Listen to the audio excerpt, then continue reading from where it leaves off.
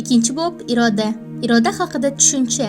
Ma'lumki, insonning ehtiyojlari, ijtimoiy tuzum shakllari taraqqiyotiga qarab o'zgaradi. Shu bois o'z ehtiyojlarini qondirish uchun inson harakat qiladi. Shaxs o'z harakatlari yordami bilan muhitga moslashadi va undan ko'p ehtiyojlari uchun foydalanadi. Lekin shu bilan birga odam muhitni o'z ehtiyojlariga muvofiqlashtirib o'zgartiradi, qayta quradi va o'ziga moslashtiradi.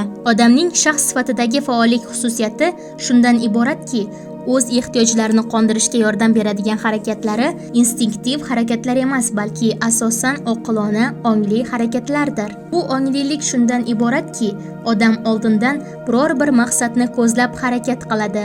Shu maqsadga yetishish uchun yordam bera oladigan vositali yo'l va usullarni oldindan qidirib topadi. To'sqinlik va qiyinchiliklarni yengish uchun ongli ravishda kuch-g'ayratlarni ishlata oladi.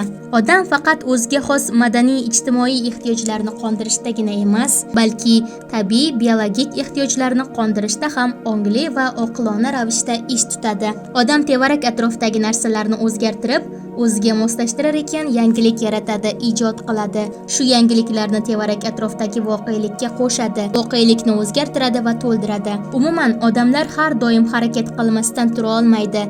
Ana shu jihatdan olganda odamning barcha harakatlarini ikki turkumga bo'lish mumkin.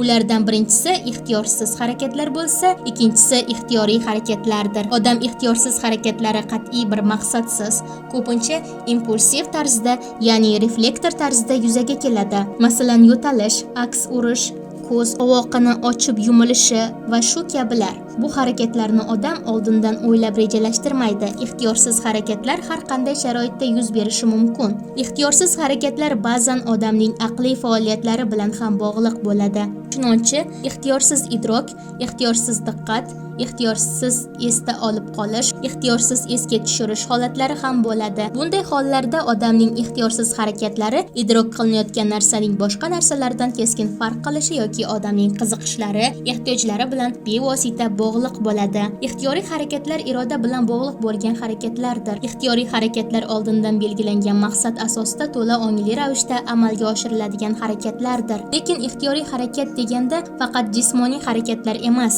balki aqliy harakatlar ham tushuniladi.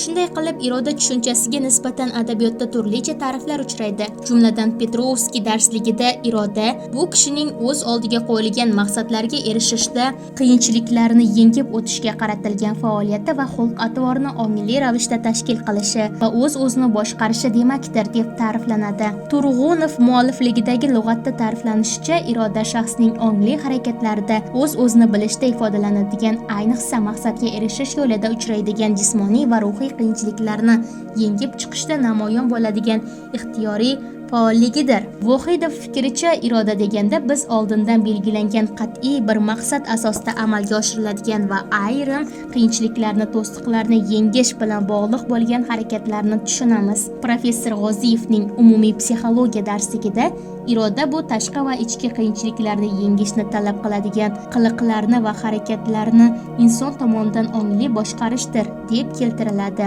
Umuman olganda, iroda shaxs faolligining ko'rinishi hisoblanadi. Shu bois uning yuzaga kelishi bir qator harakatlarni amalga oshirishi bilan izohlanadi. Irodaviy harakatlar bosqichlari: maqsad va unga erishishga intilish, maqsadga erishish imkoniyatlarini topish, motivlarni paydo bo'lishi va imkoniyatlarni mustahkamlash, motivlar kurashi va tanlash, biror fikrni qabul qilish, qabul qilingan qarorni amalga oshirish. Irodaviy harakatlarda har doim maqsad aniq bo'ladi. Odam o'z oldiga qo'ygan maqsadlardan kelib chiqadigan natijalarni ham oldindan tasavvur eta oladi.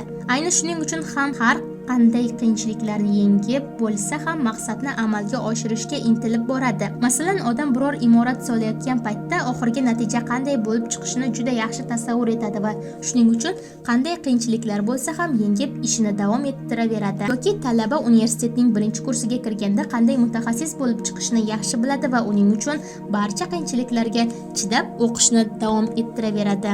Umumiy irodaviy faoliyatni yoki alohida aktni amalga oshirishning muhim xususiyatlaridan biri amalga oshirilayotgan harakatning erkin ekanligini anglashdan iboratdir. Odamning irodaviy harakati to'la to'kis determinizmga, ya'ni sababiy bog'lanish qonuniga bo'ysunadi. Shu bilan birga irodaviy faoliyatning bevosita sabablari sharoitida irodaviy harakatlarni belgilab beradigan turli-tuman hayotiy sharoitlar bo'lishi mumkin. Odamning irodaviy faoliyati obyektiv jihatdan bog'langandir.